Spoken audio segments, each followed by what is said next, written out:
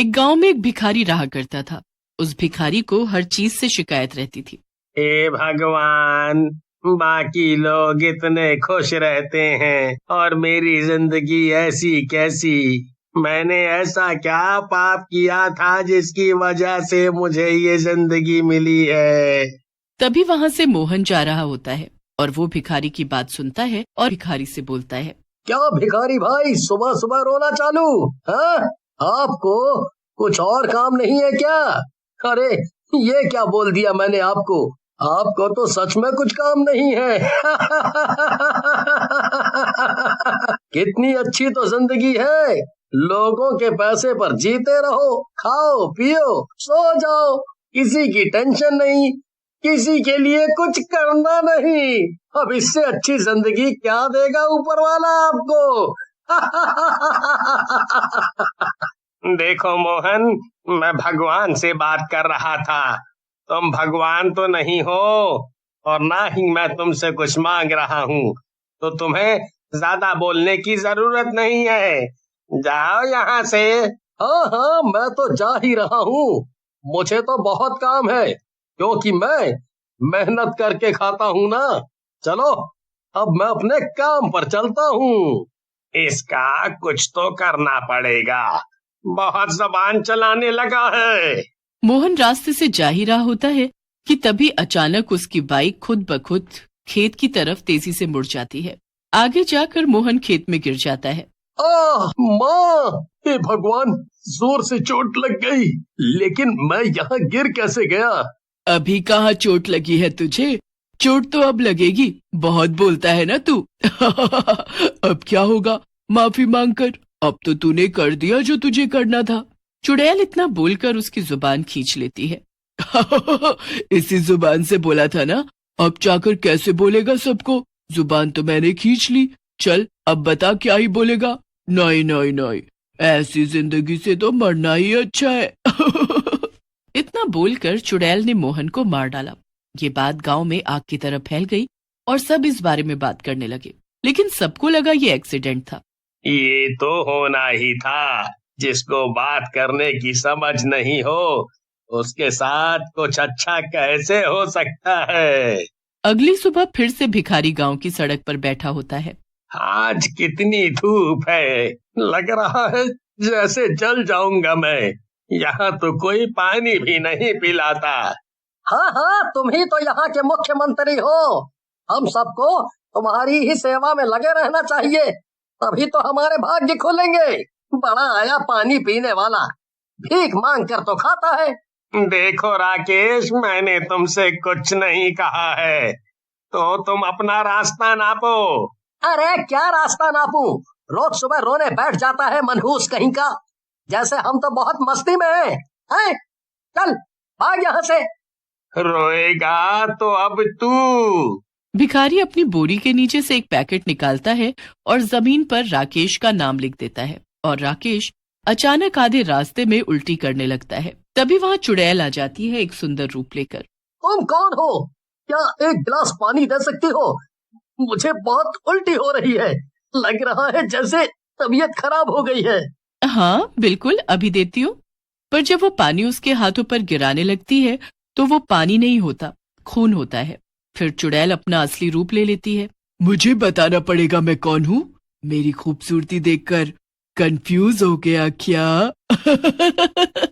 चुड़ैल चिल्लाकर उसकी गर्दन पर अपने नाखूनों से हमला करती है और उसका खून पी जाती है। अगली सुबह लोगों को राकेश की लाश मिलती है। देखो तो, कितनी बेदर्दी से मारा है इसको। इसकी तो किसी से दुश्मनी भी नहीं थी। किसी जानवर ने काट लिया होगा। बदतमीज तो था ही, किसी को भी कुछ भी बोल देता था। क्या पता किसी जानवर को मारने की कोशिश की हो, तो बदले में जानवर ने ही इसको मार दिया। लोग भिखारी की बात को सच मान लेते हैं। अगली सुबह एक बार फिर भिखारी हमेशा की तरह शिकायत कर रहा होता है।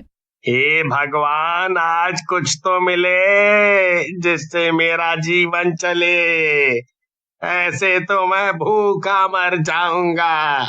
अरे भाई, ऐसे कैसे आप भूखे मर जाओगे, वो भी मेरे होते हुए? ये लो, आप ये खाना खा लो, मैंने टिफिन बनाया था, और अगर आपको कभी भी भूख लगे तो आप मुझे। तुम कौन हो और क्या इस गांव में नए नए आए हो? हाँ जी, मैं इस गांव में नया आया हूँ। चलो, मुझे काम के लिए देरी हो रही है, मिलते हैं बाद में। इतना अच्छा व्यवहार तो इस गांव में किसी का भी नहीं है। भगवान उसका भला करे। राम थोड़ी दूर पर जाता है तो उसको एक सुराही दिखाई देती है। ये कैसी सुराही है? इतनी चमक रही है ये। इतना बोलकर राम सुराही के पास चला जाता है और सुराही को उठाकर देखता है। अरे, इसमें तो सोने के सिक्के भरे पड़े हैं, लेकिन यहाँ किसने रख दिया होगा? किसी का खो तो नहीं गया? तभी वहाँ एक सुंदर औरत आती है। क्या हुआ भाई साहब, आप ये सुराही लेकर किस सोच में पड़े हुए हैं? बहन जी, ये सुराही सोने के सिक्के से भरी हुई है, पर ये मेरी नहीं है। मुझे समझ नहीं आ रहा कि जिसकी सुराही खोई होगी उसको कितना दुख पहुंचा होगा। अब मैं सुराही कैसे उस तक पहुंचाऊं? अरे भाई साहब, जिसके पास सोने की सुराही हो उसके पास तो क्या कुछ नहीं होगा। ये भगवान का संकेत है आपके लिए। आप बड़े नेक दिल मालूम पड़ते हैं। ये सुराही आप रख लीजिए, ऊपर वाले का तोहफा समझकर। कोई मांगे तो उसको दे दीजिएगा, ना मांगे तो आप रख लीजिएगा। फिर राम सुराही लेकर वहां से चला जाता है।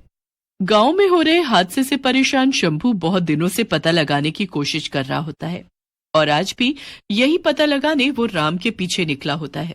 जो भिखारी से प्यार से बात करे वो जिंदा वापस आ जाता है, या फिर सही सलामत वापस आ जाता है। लेकिन जो भी भिखारी से ऊंची आवाज में या बुरी तरह बात करता है, उसका एक्सीडेंट हो जाता है या तो मर जाता है।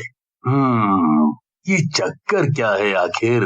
तभी वो देखता है कि सुंदर औरत वहीं खड़ी है और वो भिखारी भी वहीं आ गया। कितना नेक दिल इंसान है, ऐसे ही क्यों नहीं होते सारे इंसान? इस तरीके के इंसान अगर होने लगे, हमें किसी को मारने की जरूरत ही नहीं पड़ेगी। जी मालिक, इनको समझ नहीं आता दूसरों के साथ कैसा बर्ताव करना चाहिए। शंभू भूतिया जिन्न और चुड़ैल की बातें सुन लेता है। अच्छा, तो ये बात है। ये तो बहुत आसान जरिया है पैसा कमाने का। कल मैं भी भूतिया जिन्न को खाना खिलाऊंगा। अगली सुबह, अरे भिखारी भाई, ये लो, कुछ खाना खा लो, आपको भूख लगी होगी। धन्यवाद शंभू, पर मेरा पेट आज भरा हुआ है। कोई बात नहीं, तुम्हें जब खाना हो तो खा लेना। चलो, आज तो सोने की सुराही मिलने वाली है। वो खुश होते हुए वहां से चला जाता है। तभी रास्ते में उसको एक 20 रुपए का नोट मिलता है। एक प्लेट खाना खिलाने के बदले 20 रुपए? भिखारी ने तो मुझे भिखारी समझ लिया। इतना किया और कुछ फायदा भी नहीं।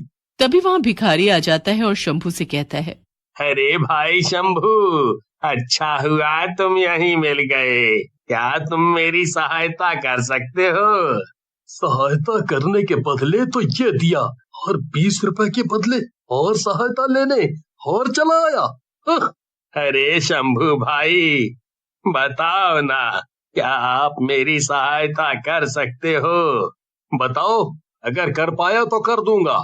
वो क्या है ना, मुझे मेरे गांव जाना है, तो मुझे 2000 रुपयों की जरूरत है।